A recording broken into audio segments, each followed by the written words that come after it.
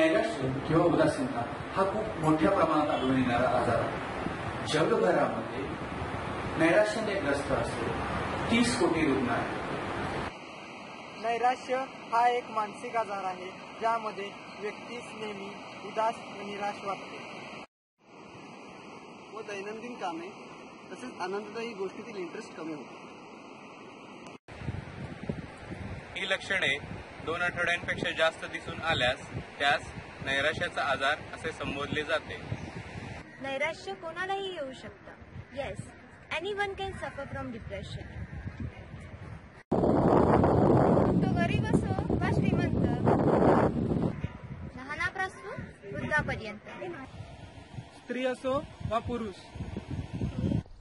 अनुवंशिक म्हणजेच कुटुंबातील काही लोकांना नैराश्य असल्यास इतरांना नैराश्य होण्याची शक्यता जास्त असते। गरिबी, बेरोजगारी, आयुष्यातील एखादी दुःखद घटना किंवा मानसिक आघात, घटस्फोट किंवा ब्रेकअप, जवळच्या व्यक्तीचा मृत्यू किंवा एखादा शारीरिक आजार, दारूचे सेवन अथवा ड्रग्जचे सेवन ही काही नैराश्याची महत्वाची कारणे आहेत। परंतु हो, कधी कधी काही कारण नसताना सुद्धा नैराश्य येऊ शकते। जैविक घटकामुळे जसे की मेंदूतील डोपामिन, सिरोटोनिन, नॉरएपिनेफ्रिन या केमिकल बिघाडामुळे नैराश्य येते। बोले तो केमिकल लोचा।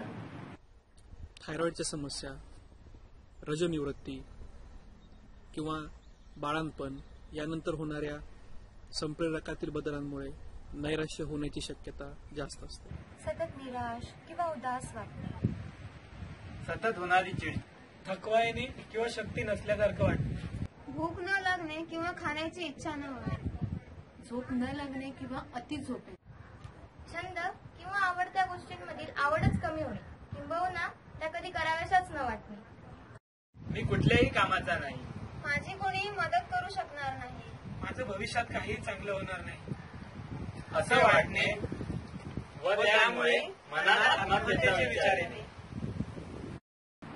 आणि हो, शारीरिक लक्षणे सुद्धा नैराश्याचे द्योतक असू शकते। सततचा येणारा थकवा, सततची डोकेदुखी, अंगदुखी, पोटाच्या व पचनाच्या समस्या असतील, त्यातील सर्व रिपोर्ट्स नॉर्मल असतील व सर्वसाधारण गोळ्याने फरक पडत नसेल तर ते नैराश्य असू शकते। नैराश्य जीवनाच्या सर्वच घटकांवरती परिणाम करतं, छोट्या छोट्या दैनंदिन गोष्टींपासून ते करिअर पर्यंत, कुटुंब व नातेसंबंधावर, आणि सर्वात मोठा परिणाम तो म्हणजे आत्महत्या। होय, सध्याच्या परिस्थितीत तरुण मुलांमधील मृत्यूचे सर्वात मोठे कारण ते म्हणजे आत्महत्या। एवढे सगळे परिणाम असताना मात्र त्याकडे सर्वजण दुर्लक्ष करतात। नैराश्याच्या उपचारामध्ये औषधी उपचार आणि मानसोपचार या उपचार पद्धतींचा समावेश केला जातो। सौम्य स्वरूपाच्या नैराश्यामध्ये मानसिक तणाव काम परंतु मध्यम व तीव्र स्वरूपाच्या नैराश्यामध्ये औषधोपचार हा जास्त महत्वाचा आहे। SSRI, SNRI असे अनेक चांगले औषधोपचार आज उपलब्ध आहेत।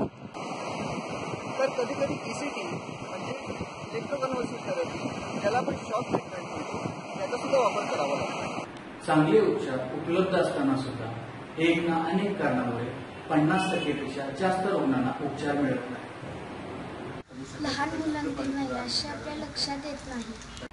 पुरुषांनी रडू नये किंवा पुरुषांना नैराश्य येत नाही, स्त्रीला नैराश्य येणारच असे आपण समजून चालतो। नैराश्य म्हणजे मनाच्या कमकुवतपणाचे लक्षण। औषधोपचार न घेताही नैराश्य आपोआप कमी होईल। नैराश्याच्या गोळ्या ह्या झोपेच्या गोळ्या असतात आणि त्या आयुष्यभर घ्याव्या लागतात। पाहिलं, हे असे गैरसमज। अशा गैरसमजामुळे तसेच आपण जर मनोविकार तज्ञास दाखवल्यास लोक आपल्याला वेडे समजतील अशी भीती, तसेच या बाबतीत असलेल्या कलंकित भावनेमुळे बरेचसे लोक उपचार घ्यायचे टाळतात। नैराश्य म्हणजे काय हे समजून घेणे, त्यावर प्रतिबंधात्मक उपाय व उपचाराबद्दलची माहिती करून घेणे खूप महत्वाचे आहे। सर्वात महत्वाचं म्हणजे नैराश्याशी निगडीत कलंकित भावना दूर करणे, ज्यामुळे जास्तीत जास्त लोक नैराश्यासाठी मदत घेतील। 2020 पर्यंत नैराश्य हा सर्वात मोठा आजार असेल। आणि मृत्यूचे प्रथम क्रमांकाचे कारण. तेव्हा गरज आहे ती आता जागे होण्याची. चला जागूया, नैराश्याविषयी बोलूया. चला बोलूया नैराश्याविषयी. Depression, let's talk about it. चला बोलूया नैराश्याविषयी.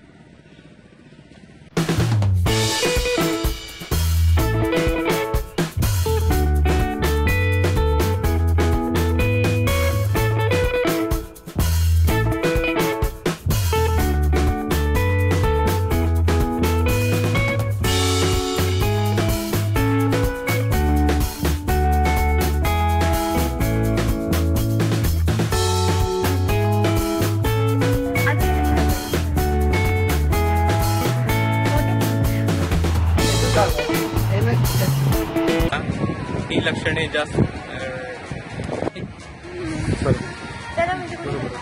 चला बोलूया. तर मी काय बोलू?